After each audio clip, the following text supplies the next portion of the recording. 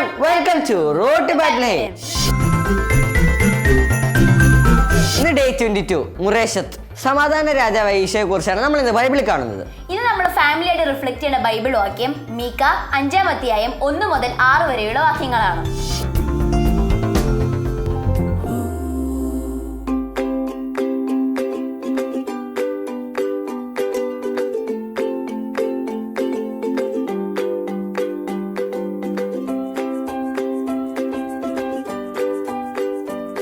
പ്രവചനം 5-ാം അധ്യായം 1 മുതൽ 6 വരെയുള്ള വചനഭാഗമാണ് നാം ഇന്ന് കാണുന്നത്. മൊരേഷത്ത് എന്ന സ്ഥലത്താണ് മിക്ക ജനിച്ചത്. ഈ പ്രവാചകനിലൂടെ ഈശോ ബേത്ലഹേമിൽ ജനിക്കുമെന്ന് പ്രവചിക്കപ്പെട്ടു. ഇങ്ങനെയാണ് പ്രവചനം: ബേത്ലഹേം എഫ്രാത്ത യൂദാ ഭവനങ്ങളിൽ, നീ ചെറുതാണെങ്കിലും ഇസ്രായേലിനെ ഭരിക്കാനുള്ളവൻ എനിക്കായി നിന്നിൽ നിന്ന് പുറപ്പെടും. അവൻ പണ്ടേ യുഗങ്ങൾക്ക് മുമ്പേ ഉള്ളവനാണ്. ഒരു കാര്യം കൂടി പ്രത്യേകമായി ഇവിടെ പറയുന്നുണ്ട്: അവൻ നമ്മുടെ സമാധാനമായിരിക്കും. ഇവിടെ ഒരു വലിയ കാര്യം ശ്രദ്ധിക്കാനുണ്ട്. എന്താണെന്നറിയാമോ? ബേത്ലഹേം ചെറുതാണെങ്കിലും അവിടെ നിന്നാണ് ഈശോ പുറപ്പെടാൻ പോകുന്നത്. അതായത് അവിടെയാണ് ദൈവം മനുഷ്യനായി രക്ഷകനായി ജനിക്കുന്നത്. എന്ന് വെച്ചാൽ നമ്മൾ എത്ര ചെറുതാണെങ്കിലും നമുക്ക് ഈശോയെ സ്വീകരിക്കാൻ പറ്റും. ഈശോയെ മറ്റുള്ളവർക്ക് കൊടുക്കാൻ പറ്റും. ഈശോയ്ക്ക് ജനിക്കാനുള്ള സ്ഥലമായി നമ്മുടെ ഹൃദയം മാറ്റാൻ ഈ ക്രിസ്മസിന് നമുക്ക് ശ്രമിക്കാം. അതിനായി പ്രാർത്ഥിക്കാം. അപ്പോൾ എല്ലാവരും ഈ വചനഭാഗം മറക്കാതെ വായിക്കണം കേട്ടോ.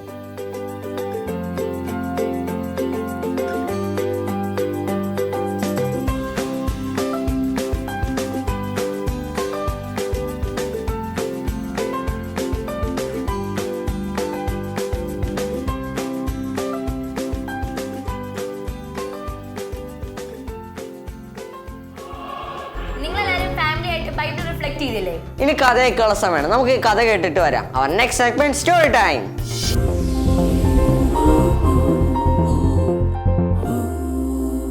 ഹായ് കൂട്ടുകാരെ, സ്റ്റോറി ടൈമിലേക്ക് എല്ലാവർക്കും സ്വാഗതം. ഞാനിങ്ങനെ കുറേ മരങ്ങളുടെ ഇടയിൽ നിൽക്കുകയാണ്. അപ്പോൾ ഇങ്ങനെ നിൽക്കുമ്പോൾ എനിക്കൊരു കാര്യം അങ്ങ് പറയാൻ തോന്നുവാണ്. നമ്മൾ ഈ ക്രിസ്മസ് സീസണിൽ ട്രീസ് അലങ്കരിക്കാറുണ്ട് അല്ലേ? ക്രിസ്മസ് ട്രീ എന്ന് പറയുന്ന ഒരു ആശയം വന്നതിൻ്റെ പിന്നിൽ ഒരു വിശുദ്ധനുണ്ട്. ഇംഗ്ലണ്ടിൽ നിന്നുള്ള സെയിൻറ്റ് ബോണിഫസ് ഈ ജർമ്മനിയിലെ ആദിവാസികളുടെ ഊരുകളുണ്ട്. അവിടെ പോയി അവിടെയുള്ള ആളുകൾ മരങ്ങളെയും കല്ലുകളെയൊക്കെ ആരാധിക്കുന്ന മനുഷ്യരെ, ദൈവത്തെക്കുറിച്ച് അറിയത്തില്ല. അങ്ങനെ അവരോട് ഈശോയെക്കുറിച്ച് പറയാൻ വേണ്ടിയിട്ട് ബോണിഫസ് ജർമ്മനിയിലേക്ക് പോയി. അവിടെ ചെന്ന സമയത്ത് ഒരു ദിവസം കുറേ മനുഷ്യർ ഒരു മരത്തിൻ്റെ ചുറ്റും നിൽക്കുക, ഒരു ഓക്കുമരത്തിൻ്റെ ചുറ്റും നിൽക്കുകയാണ്. ഒരു കൊച്ചുകുട്ടി അവിടെ നടുക്ക് പിടിച്ച് നിർത്തിയിട്ടുണ്ട്. അപ്പോൾ അദ്ദേഹത്തിന് മനസ്സിലായി ഈ ദൈവമാണ്. ആ മരത്തെ പ്രീതിപ്പെടുത്താൻ വേണ്ടിയിട്ട് അവർ ആ കുഞ്ഞിനെ കൊല്ലാൻ പോവുകയാണ്. പെട്ടെന്ന് ബോണിഫസ് എന്നീ കുഞ്ഞിനെ സേവ് ചെയ്തു. ഈ മരം അങ്ങ് മുറിച്ചിട്ടു. മരം മുറിച്ചിട്ട് ഇവരോട് പറഞ്ഞ്, ജീവിക്കുന്നൊരു ദൈവമുണ്ട്, നമ്മൾ ഈ മരങ്ങളെയല്ല ആരാധിക്കേണ്ട, മരത്തെ ദൈവം സൃഷ്ടിച്ചത് മാത്രമാണ്. അദ്ദേഹം ഇങ്ങനെ പറഞ്ഞുകൊണ്ടിരിക്കുമ്പോൾ ഈ മുറിച്ചിട്ട ഭാഗത്ത് നിന്ന് ഈ ട്രിനിറ്റിയുടെ ഷേപ്പിൽ, ട്രയാങ്കിൾ ഷേപ്പിൽ ഒരു ചെടി ഇങ്ങനെ മുളച്ചു വന്നു. അതിൽ നിന്നാണ് ക്രിസ്മസ് ട്രീ രൂപം കൊണ്ടത്. അപ്പോൾ നമ്മൾ ക്രിസ്മസ് ട്രീ ഡെക്കറേറ്റ് ചെയ്യുമ്പോൾ നിങ്ങളത് ഓർക്കണം. എൻ്റെ ഇന്ന് പറയാൻ പോകുന്ന സ്റ്റോറി ജെറോമിനെ കുറിച്ചാണ്. വിശുദ്ധ ജെറോം. നമ്മളെല്ലാ ദിവസവും ബൈബിൾ റിഫ്ലക്റ്റ് ചെയ്യുന്നുണ്ട് അല്ലേ? ഈ ബൈബിൾ എഴുതിയതിൻ്റെ പിന്നിൽ ജെറോമാണ്. ജെറോം ഈ ബൈബിള് ട്രാൻസ്ലേറ്റ് ചെയ്യാൻ വേണ്ടി അദ്ദേഹം തിരഞ്ഞെടുത്ത സ്ഥലം എന്ന് പറഞ്ഞാൽ ഉണ്ണീശോ ജനിച്ച ആ ചെറിയ ഗുഹ പോലത്തെ സ്ഥലമാണ്. നമുക്കറിയാം അവിടെ ഒട്ടും സൗകര്യങ്ങളില്ല. ആ പരിമിതമായ സൗകര്യത്തിലിരുന്നു കൊണ്ട് ബൈബിൾ വിവർത്തനം ചെയ്യാൻ ജെറോം തീരുമാനിച്ചു. വർഷങ്ങളെടുത്തു എന്നാണ് പറയണത്. അപ്പോൾ ഈ വിവർത്തനം ചെയ്തുകൊണ്ടിരിക്കുന്ന സമയത്ത് ഒരു ക്രിസ്മസ് രാത്രിയിൽ ഉണ്ണീശോ പ്രത്യക്ഷപ്പെട്ടു. ഉണ്ണീശോയെ കണ്ടപ്പോൾ ജെറോമിന് ഭയങ്കര സന്തോഷമായി. അപ്പോൾ ഉണ്ണീശോ പറഞ്ഞു, നീ എനിക്ക് ക്രിസ്മസ് സമ്മാനമായിട്ട് എന്താ തരുന്നത്? എൻ്റെ ബർത്ത്ഡേ അല്ലേ, എനിക്ക് സമ്മാനമായിട്ട് നീ എന്താ തരുന്നത്? അപ്പോൾ ജെറോം ഇങ്ങനെ ആലോചിച്ചിട്ട് ജെറോമിന് ഒത്തിരി ഇഷ്ടം. അദ്ദേഹം ധാരാളം പുസ്തകങ്ങൾ എഴുതിയിട്ടുണ്ട്. ഉണ്ണീശോയെ ഞാൻ ഈ പുസ്തകമൊക്കെ നിനക്ക് തരാമെന്ന് പറഞ്ഞു. പക്ഷേ ഉണ്ണീശോയുടെ മുഖം മാറിയില്ല. ഉണ്ണീശോയുടെ മുഖം ഇങ്ങനെ ഇരിക്കുമ്പോൾ ജെറോം ചോദിച്ചു, എന്താ ഉണ്ണി, നിനക്കൊരു സന്തോഷമൊന്നും വന്നില്ലല്ലോ, എൻ്റെ സമ്മാനം നിനക്ക് ഇഷ്ടപ്പെട്ടില്ലേ എന്ന് പറഞ്ഞു. അപ്പോൾ വീണ്ടും പറഞ്ഞു, നീ എനിക്കൊരു നല്ല സമ്മാനം തരില്ലേ? അപ്പോൾ ജെറോം ഇങ്ങനെ ആലോചിച്ച്, നീ എന്താണ് ഉണ്ണീശോയ്ക്ക് ഞാൻ കൊടുക്കേണ്ട സമ്മാനം? അപ്പോൾ അദ്ദേഹത്തിന് ഏറ്റവും കൂടുതൽ ഭയങ്കര അറ്റാച്ച്മെൻ്റ് ഉണ്ടായിരുന്ന കുറേ വസ്തുക്കൾ എല്ലാം കൊടുത്തു. എല്ലാം എൻ്റെ ഉണ്ണി, ഞാൻ എല്ലാം നിനക്ക് തരിക, നിനക്ക് സന്തോഷം വരണ്ടേ? അപ്പോൾ ഉണ്ണീശോയുടെ മുഖം മാറുന്നില്ല. അപ്പം ജെറോമിന് ഭയങ്കര വിഷമമായി. ചോദിച്ചു, ഉണ്ണി, എനിക്കിനി ഒന്നും തരാനില്ല, ഞാൻ ഉള്ള എല്ലാം നിനക്ക് തന്നു, എന്നിട്ടും നിനക്ക് സന്തോഷം വരുന്നില്ല എന്ന് പറഞ്ഞു. അപ്പോൾ ഉണ്ണീശോ ചെറിയൊരു ചിരിയിരിച്ചിട്ട് പറഞ്ഞു, ജെറോമേ, നിൻ്റെ പാപങ്ങൾ നീ എനിക്ക് തരിക. അപ്പോൾ ജെറോമിന് ഭയങ്കര സന്തോഷമായി. ജെറോം ഇങ്ങനെ അനുദപിച്ചു, പാവങ്ങളെല്ലാം ഉണ്ണീശോയുടെ കയ്യിലേക്ക് കൊടുത്തു. കൂട്ടുകാരെ, ഈശോ ക്രിസ്മസിന് എത്ര ചെറുതായിട്ട് ഈ ലോകത്തിലേക്ക് വന്ന എന്താണെന്നറിയാവോ? ഈ ലോകത്തിലുള്ള ഒരു പാപവും ഒരു തിന്മയും നമ്മളെ കീഴ്പ്പെടുത്താൻ പാടില്ല. എന്തെങ്കിലും വന്നു കഴിഞ്ഞാൽ അത് അപ്പോൾ അങ്ങോട്ട് ഈശോയ്ക്ക് കൊടുത്തേക്കണം. അതാണ് ജെറോമിൻ്റെ ഈ ലൈഫ് നമുക്ക് പഠിപ്പിക്കുന്നത്. നമ്മൾ ഈ 25 ദിവസം നമ്മൾ കുഞ്ഞു കുഞ്ഞു ത്യാഗങ്ങൾ ചെയ്യുന്നുണ്ട്, വചനം റിഫ്ലക്റ്റ് ചെയ്യുന്നുണ്ട് അല്ലേ? ഈ ഒരു വചനമൊക്കെ നമുക്ക് കിട്ടാൻ ജെറോമിനെ ദൈവം പ്രയോജനപ്പെടുത്തി. അപ്പോൾ നമ്മൾ ഇന്നത്തെ ദിവസം പ്രത്യേകമായിട്ട് നമ്മൾ ഓർക്കുക, ഈ ക്രിസ്മസ് സീസൺ എന്ന് പറയുന്നത് നമ്മളെ കൂടുതൽ ഈശോ വിശുദ്ധിയിലേക്ക് നയിക്കുന്ന ഒരു കാലഘട്ടം കൂടിയാണ്. നിങ്ങൾ നന്നായിട്ട് ഒരുങ്ങണം. നമുക്ക് ജെറോമിനോട് പ്രാർത്ഥന ചോദിക്കാം. ഉണ്ണീശോയ്ക്ക് ഒരു നല്ല സമ്മാനം എന്ത് കൊടുക്കണമെന്ന് നിങ്ങളൊന്ന് ആലോചിക്കുക. ബൈ. ജോയ്ക്ക് ഗസ് ചെയ്യാൻ പറ്റുന്നു നമ്മൾ ഏത് രാജ്യത്തെ ക്രിസ്മസ് സെലിബ്രേഷനും കാണാൻ പോകുന്നതെന്ന്? എനിക്കറിയാം, പോളണ്ട് അല്ലേ?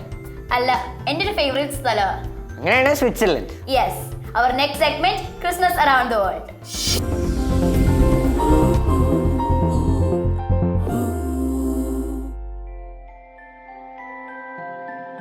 സ്വിറ്റ്സർലാൻഡിലെ ക്രിസ്മസ് വളരെ വർണ്ണാഭമാണ്. ഡിസംബർ 1-ാം തീയതി മുതലാണ് ആഘോഷങ്ങൾ ആരംഭിക്കുന്നത്. 25-ാം തീയതി വരെ നീണ്ടു നിൽക്കുന്നതാണിത്. ഈ 25 ദിവസത്തെ അഡ്വന്റ് സീസൺ എന്നാണ് സ്വിറ്റ്സർലാൻഡുകാർ വിളിക്കാറുള്ളത്. അഡ്വന്റ് കാൻഡിലുകൾ കത്തിച്ചുകൊണ്ടാണ് വീടുകളിൽ ക്രിസ്മസ് ആഘോഷങ്ങൾക്ക് തുടക്കം കുറിക്കുന്നത്. തിരുപ്പിറവി ദിനത്തിനു മുന്നേയുള്ള 4 ഞായറാഴ്ചകളിൽ കത്തിക്കാനുള്ള ഈ മെഴുകുതിരികൾ റീത്തിനുള്ളിൽ വെച്ച് വളരെ ഭംഗിയായി ഒരുക്കും. എല്ലാ ഞായറാഴ്ചകളിലും പ്രാർത്ഥനയ്ക്ക് ശേഷം ഈ മെഴുകുതിരികൾ കത്തിക്കും. കത്തിക്കുന്ന തിരി ആ ഒരാഴ്ച മുഴുവൻ എരിയും. പ്രത്യാശ, വിശ്വാസം, ആനന്ദം, സമാധാനം എന്നിവയെ സൂചിപ്പിക്കുന്നതാണ് ഈ തിരികൾ. ക്രിസ്മസ് കാലത്ത് ഈ 4 പുണ്യങ്ങളാൽ നിറയാനാണ് സ്വിറ്റ്സർലാൻഡുകാർ ഇങ്ങനെ ചെയ്യുന്നത്. ക്രിസ്മസ് കാലത്തെ മറ്റൊരാഘോഷം അഡ്വന്റ് വിൻഡോസ് ആണ്. പട്ടണങ്ങളിലും ഗ്രാമങ്ങളിലുമുള്ള 24 വീടുകൾ ഇവിടുത്തുകാർ തിരഞ്ഞെടുത്ത് ആ വീടുകൾ ഏറ്റവും മനോഹരമായി ഒരുക്കും. ക്രിസ്മസ് കാലത്തെ 24 ദിവസങ്ങളിൽ ഓരോ ദിവസവും അഡ്വന്റ് വിൻഡോയായി നിശ്ചയിച്ചിട്ടുള്ള ഓരോ വീടുകളിലും ഒരുമിച്ച് കൂടുകയും ആഘോഷമായി 24 വീടുകളുടെ വാതിലുകൾ ഓരോ ദിവസവും തുറക്കുമ്പോൾ ആ വാതിലുകളിലൂടെ കടന്ന് ഈശോയുടെ തിരുപ്പിറവിയിലേക്ക് നടന്നെടുക്കുന്നു എന്നുള്ളതാണ് ഈ ആഘോഷങ്ങളുടെ പിന്നിലുള്ള വിശ്വാസം. ക്രിസ്മസ് മാർക്കറ്റുകൾ ഈ സമയങ്ങളിൽ സജീവമാണിവിടെ. ഒപ്പം തന്നെ നഗരങ്ങളും തെരുവുകളും ക്രിസ്മസിനെ വരവേൽക്കാൻ ഒരുങ്ങിക്കഴിഞ്ഞിരിക്കും ഡിസംബറിന്റെ തുടക്കത്തിൽ തന്നെ.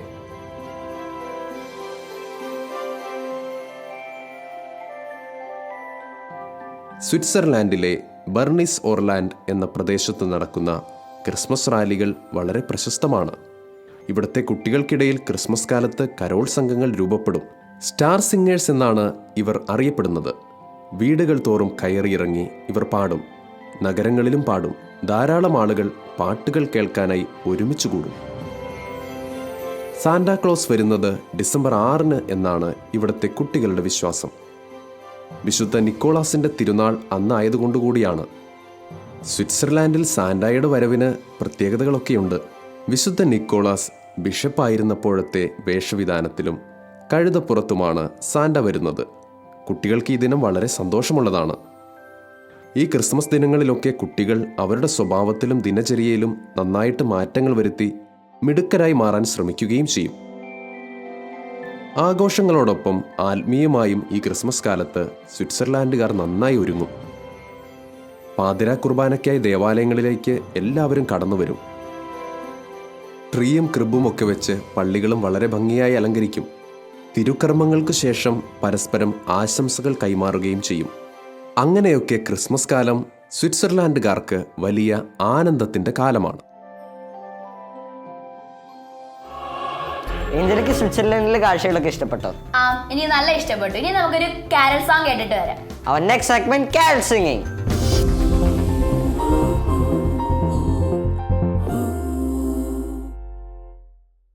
Hello, my dear friends, uncles and aunties. We are here again as one family, singing Christmas carol to share the joy of our little baby Jesus. Today we are going to sing Angels We Have Heard on High.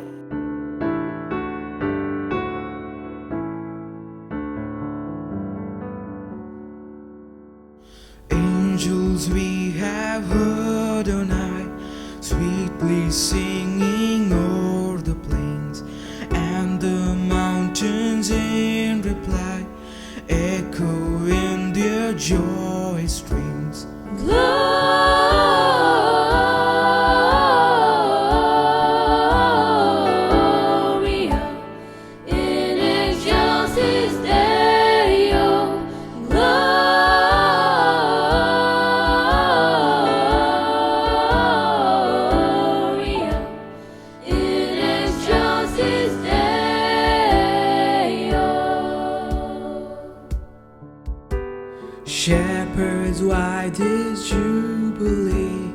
Why your joyous strains prolong? What the gladsome tidings be, which inspire your heavenly song?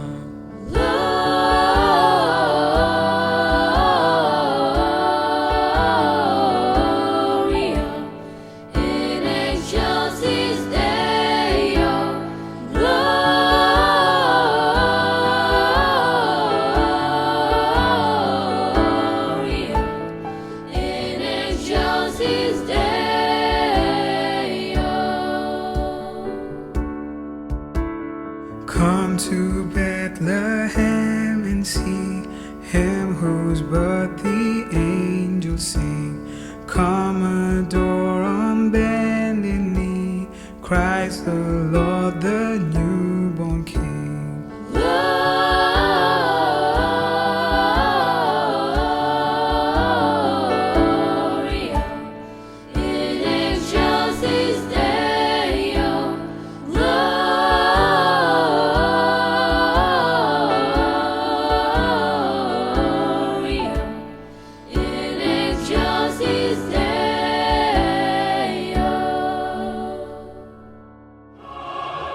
എല്ലാവരും carol song ഒക്കെ കേട്ട് വന്നു. ഇനി നമ്മുടെ programme date enjoyment ഉള്ള പാട്ട്. ഇന്ന് 22-ാം ദിവസം നമ്മൾ മൊറേഷ്യത്താണ് മാർക്ക് ചെയ്യാൻ പോകുന്നത്.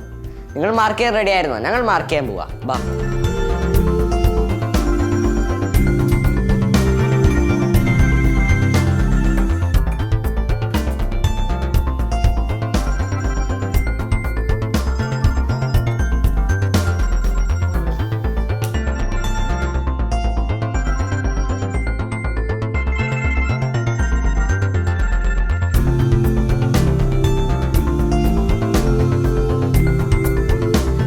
മൊറേഷ്യത്ത് മാർക്ക് ചെയ്തേനു. നമ്മുടെ ആക്ടിവിറ്റിയും കഴിഞ്ഞു. ഇന്നത്തെ ആക്ഷൻ ഇതാണ്.